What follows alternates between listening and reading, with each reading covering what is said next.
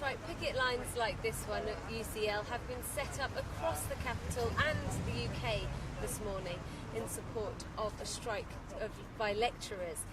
Now, this is all down to a dispute in pay. The staff here, all staff, are being offered a 1.1% pay rise, but the unions are saying that that is not enough. In fact, they're saying it's an insultingly small amount in comparison to the 5% that some of the senior staff are now being offered. Now, this walkout will see no marking being done, no setting of new work, and no teaching of the classes that have already been scheduled. Now, joining me now is Ben Trouse, who's actually a PhD student here, and he's supporting the teachers in their strike today. Thank you for joining us. Now, tell us, as a student, why are you supporting?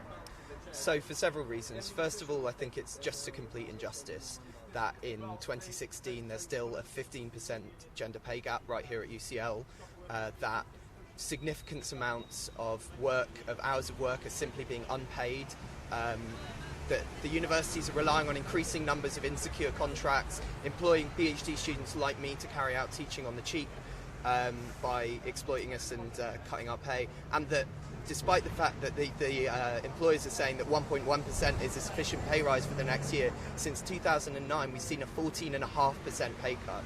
Second of all, because if I want to take up teaching next term, these issues affect me. We've done surveys here at UCL and we found just how much work is actually unpaid by postgraduates. And finally, because having a decent university where people are paid fairly, treated decently, is part of having a democratic, accessible education system that serves people, not profit. And being a PhD student here, you work very closely with many of the lecturers, the people that will be affected by this. What do you think the morale is like within the staff groups? I think, bluntly, taking a 14.5% pay cut over 6 years is a serious blow to morale. It makes a lot of people like me consider whether we want to stay in the profession, whether we want to teach, or whether we should just leave and look for, greener grass elsewhere.